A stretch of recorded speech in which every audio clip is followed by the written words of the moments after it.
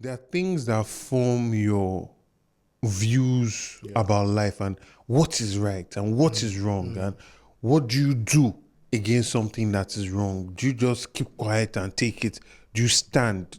What do you do? Yes. You know, and I think that's it. So when you see passion and the passion I hear me. I was thinking about this yesterday.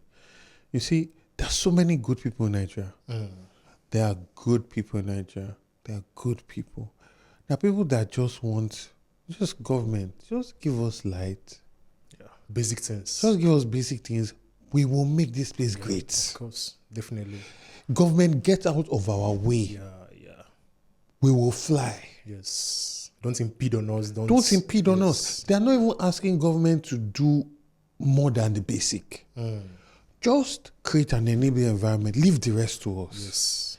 And these are people, when you think of people that are successful in Nigeria and in Lagos, they are successful in spite of the government. Yes. It's not because of the government, in spite of the government.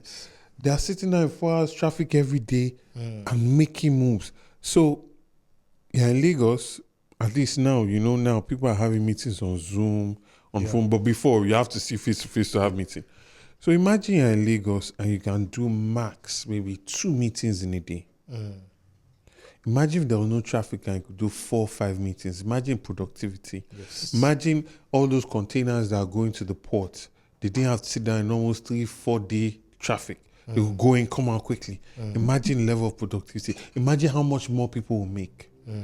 Right? Imagine if I'm having to go to the market and I don't need to give all these agberos so much money on the way. Imagine how many more people will be happy to go to the market. Yes.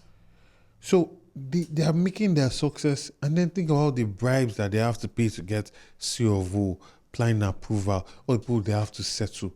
Everything is in spite of the government. Very true. Yeah.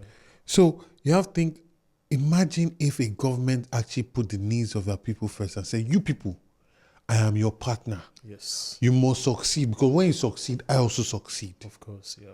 Not, I'm going to step on you, I'm going to steal your money, Shock you with all sorts of taxes, yes. so that I can build this new house on Bodilon.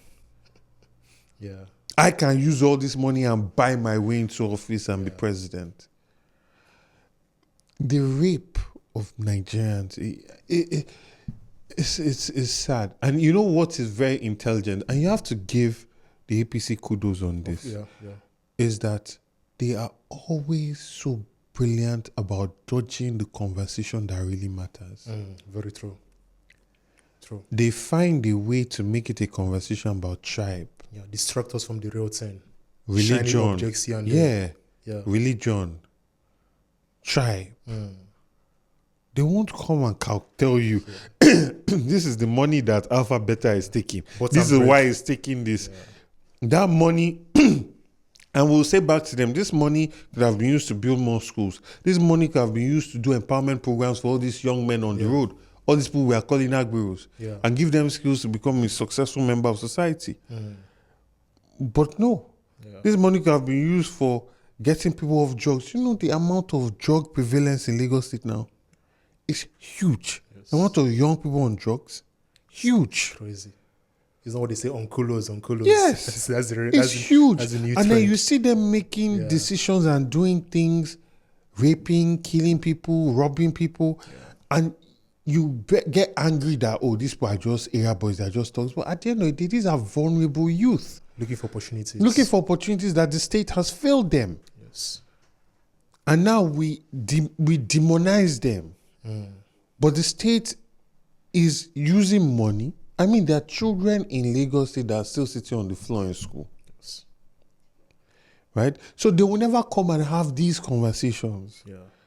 Right? When Jimmy Gbadebo was running, they say he wanted to elevate the Ezes in Dibo to be higher than the Oba of Lagos. And then everybody go, Jimmy wants to do Igbo takeover. Jimmy. And then they worked against him. Funshaw Williams, they said the same thing. Because his wife was Igbo. Yeah. Right? Dapo Sarami, they said the same thing. Yeah. So this is the same playbook they use again and again. Like, I would have loved a situation where we talked about the issue. Because, see, well, and let me say it here. Being able to speak the language of the people that you want to lead is extremely important. Yes. It's important because language gets into a person's heart. Of course. Subconscious. Subconsciously. Yes. Not necessarily their mind, but their heart. Yes. And when you want to speak to a person, especially language like Yoruba that's so rich, you know, Yoruba is a language that is visual. It communicates something deeper. Like, for instance, if you want to say you're happy in Yoruba, you say, "Inu mi dun." So, like, inside me is happy. Yes. You know, and when you're able to communicate in that language, it's a very important thing. You know, so I don't belittle it at all, and it's something that I'm taking very seriously. Right? I've always said it's not that I cannot speak Yoruba; it's my intonations and my accents always put me in a funny situation, and obviously, because I'm so used to speaking clearly and expressing myself fully, it makes me shy to communicate in language that I feel I might not be as proficient in. But that is well and good. Yeah. At the same time, I will not say in Yoruba to traffic, go away, and the traffic will go away. Yeah.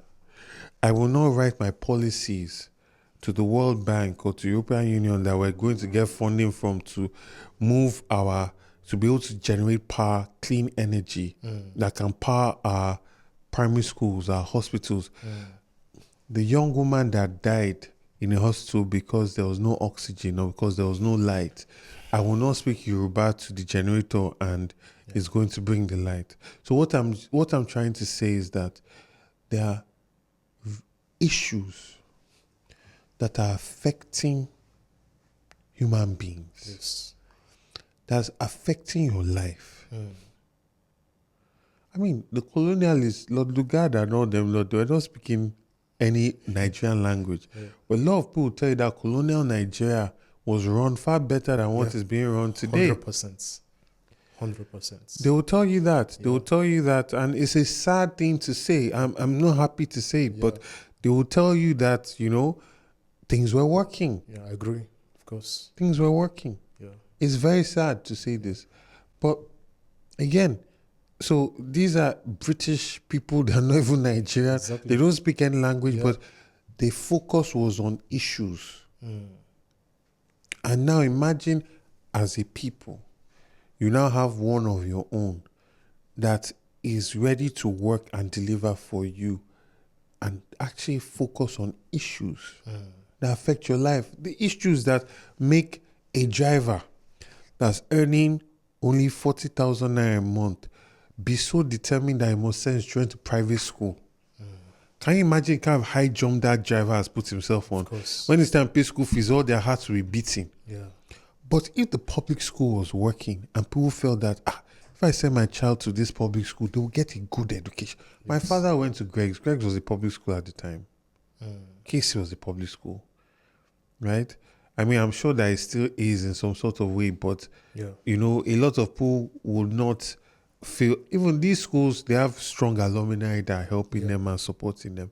But the typical public school, right, at primary level, at secondary level, a lot of people don't feel that they're going to get quality education. Only 14% of the total group of people that send their children to school send their children to public school. Yeah. Everybody goes private.